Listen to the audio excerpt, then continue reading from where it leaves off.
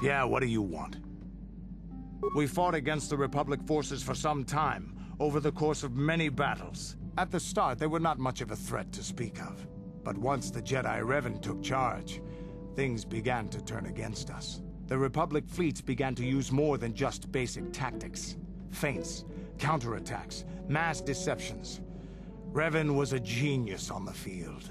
Revan abandoned worlds of their defenders so that others would be too fortified to strike, and was willing to make sacrifices in order to advance goals. And in the end, Revan proved too much for us. The Sith had gone, retreated into their empire. They sealed themselves off from the rest of the galaxy. We thought it would be centuries before they'd come back. It's amazing that they could rebuild their fleet so fast. But at the time, it looked like the galaxy was in our grasp. I still remember that final battle in the skies above Malachor 5. The two fleets filling the space around it, outshining the stars.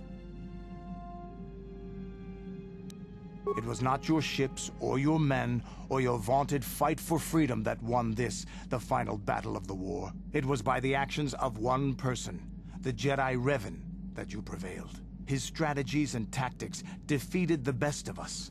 Even Mandalore himself was taken aback by the ferocity of his attacks, the tenacity of his defenses, and the subtleties of his plans. He fought us to a standstill, and then began pushing back.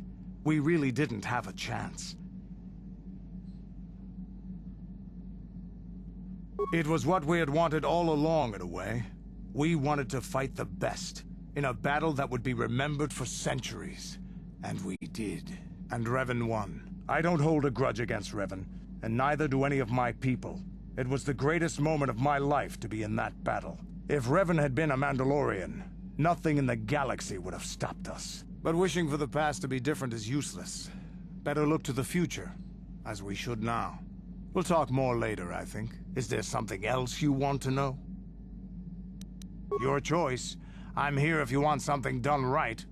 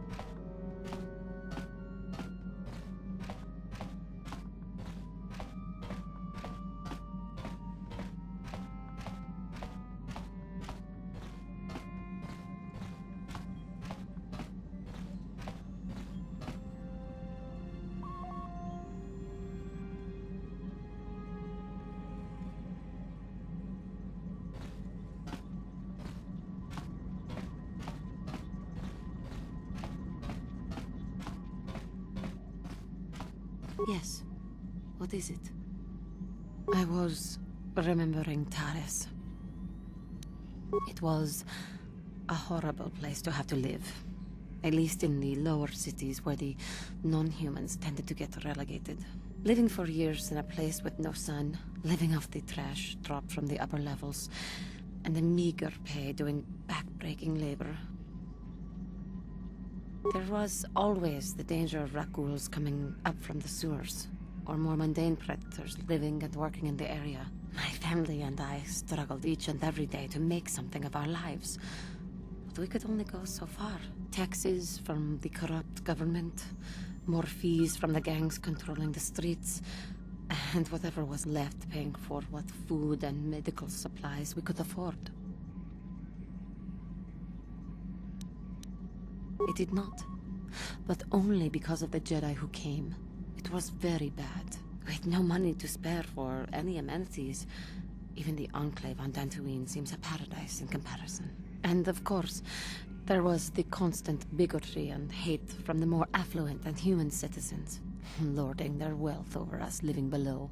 Every once in a while, a rich human would come down through the lower levels with his droid entourage just to see how the wildlife lived, and laughed at the mockeries that were our successes. But I have come to meet many decent humans in my travels since those days. Indeed, some of the greatest people I have ever met are human. I have noticed that. But the Jedi Order seems to have collected a fair number. The Jedi who encouraged me to join the Order. The one who was with the group going to fight the Mandalorians. She was human. I am sorry. I am getting away from my point. If there even was one. Sometimes, I curse the day my parents fled to Taris. But then again, if they had not, I would not be where I am today.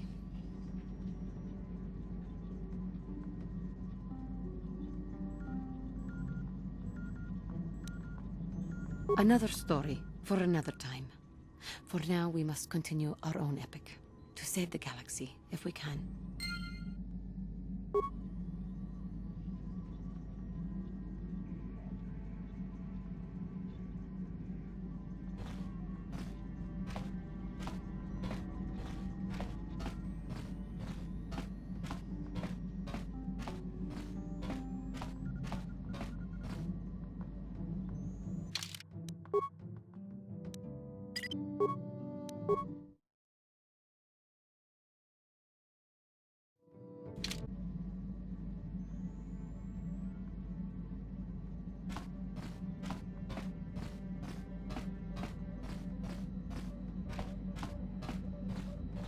How can I help? Am I so transparent? I suppose I shouldn't be surprised, considering our bond. Yes, there is something I would like to ask, if you'll permit it. In our time together, I've been watching you. You are a true servant of the light. You follow the tenets of the Jedi Order despite the lure of the dark side. And with so little training, for me it has always been a constant battle. Don't you find it difficult at all? You make it seem so easy. Or is that only an illusion? You don't? Sometimes I find it is nearly all I can think of. I have never found the Jedi training easy to master. I've always struggled for control over my passions. I've always been too quick to anger, too quick to get involved. My instructors constantly berated me for it. I've often dreamed that I might be able to confront Darth Malak myself. I dream I can use all this power I have to kill him and stop all the death and destruction. I just think about all the evil that the Sith have caused and I get so furious. Yet we are told that these feelings are the path to the dark side. I don't know. Would the power I use to kill Darth Malak be too tempting to keep using? Would I become the kind of evil I want to destroy? The very thought that I could become as evil as Malak, I just can't fathom it. It just doesn't seem possible. I mean, how could I... No. Wait, I'm sorry. I shouldn't even be asking you this. The Jedi teachings are clear. Who am I to question them? And even worse, who am I to try and make you question them? These are dangerous thoughts. The indulgence of a vain mind. Please, forget I ever mentioned this. Let's just return to our mission.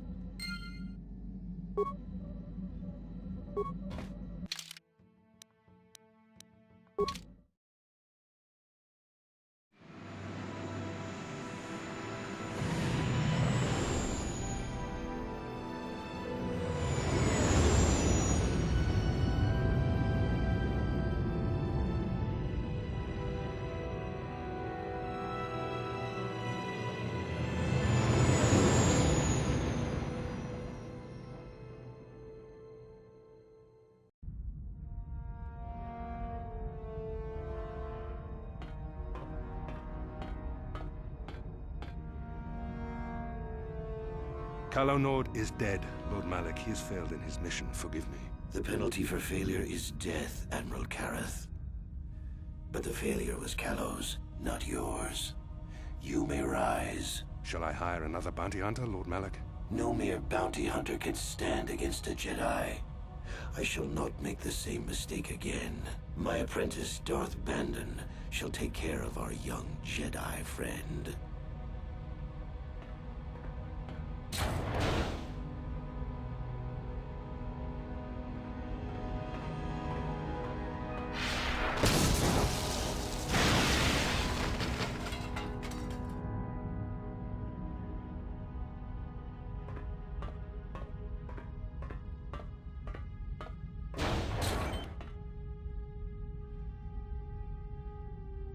Find Bastila and bring her to me, alive if possible. As you command, Master.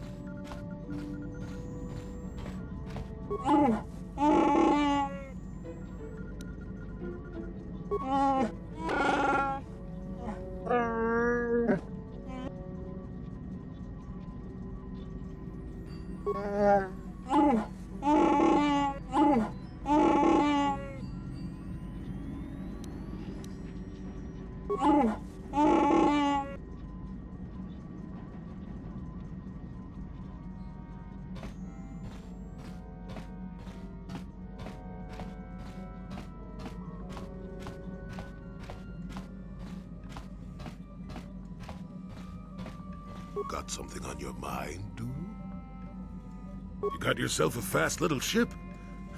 I'd forgotten what engine sounded like. The closest thing to that on Kashyyyk is an uller in mating season. Ugh, frightful. Or it could be for the free food. What's the gunk that comes out of the synthesizer on this bucket anyway? Do you never clean the darn thing? I'm old, damn it. I'm allowed to be enigmatic when I want to be. And don't you go telling me otherwise. You know, you remind me of someone else I knew ages ago. Pleasant enough fellow, great destiny, all of that. Breath like a bantha.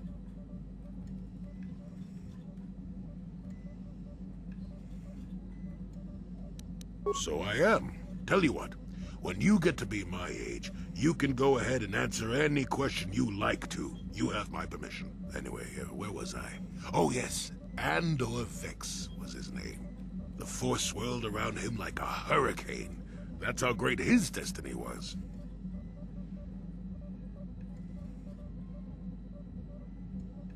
Well, it's not so much a hurricane as a slight breeze. But that doesn't mean anything.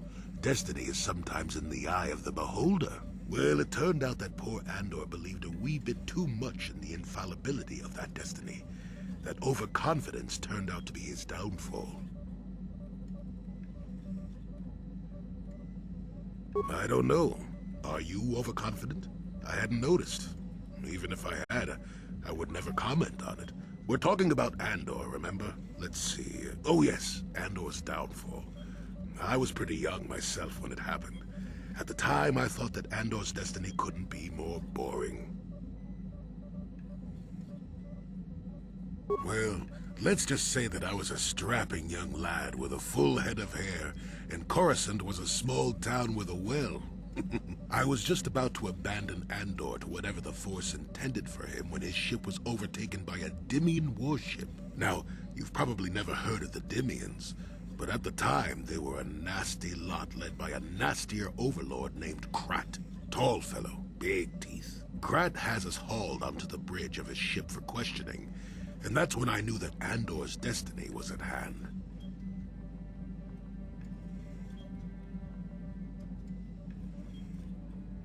Of course he did. Haven't you been listening? It was not in the way you'd probably expect, though. Well, Andor decides that his destiny makes him invulnerable and starts making all sorts of demands. Free me now. I'm not answering questions. Blah, blah, blah. Don't you know who I am? Krat decides he's had enough and begins crushing Andor's neck. I told the boy he should have kept his mouth shut. I think he agreed, too, or this could have just been gurgling noises. Well, anyway. Finally, Krat has enough of Andor and tosses him aside into this giant energy intake shaft. Andor gets sucked in and starts bouncing around, screaming. Maybe Andor hit something sensitive on the way down, or just didn't agree with the reactor core. Next thing I know, all the ship's alarms are ringing. Everyone panics, and I run, barely making it to the ship in time before the explosion. Krat dies horribly, and the Dimians never quite recovered. Changed the political course of the entire sector for centuries to come. I'd call that quite a destiny, wouldn't you?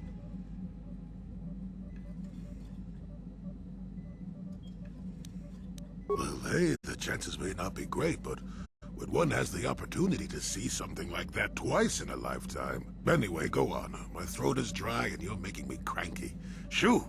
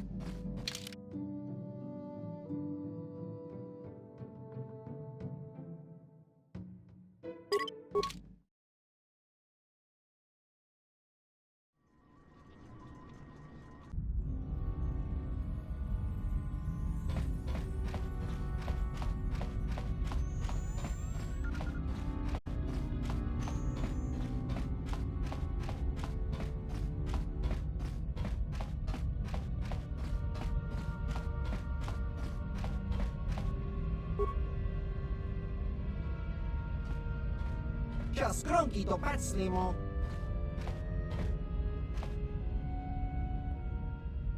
Achua penki. Tong itwama ji human act in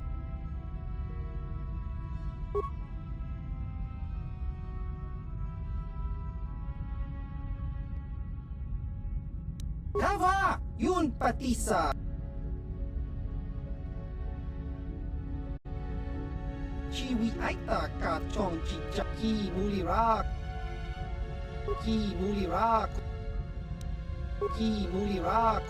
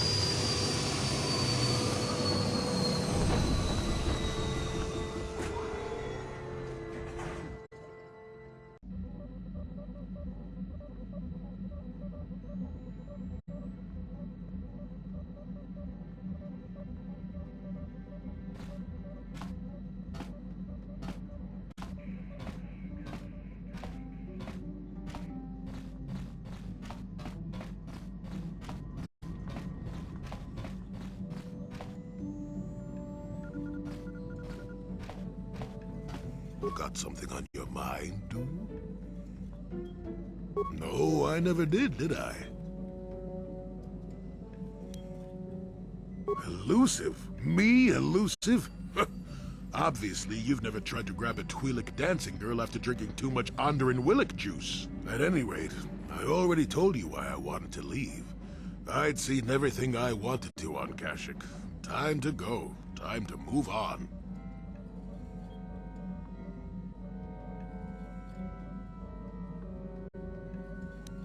The hermit says he's tired of living alone in the giant forest, and you find that hard to believe.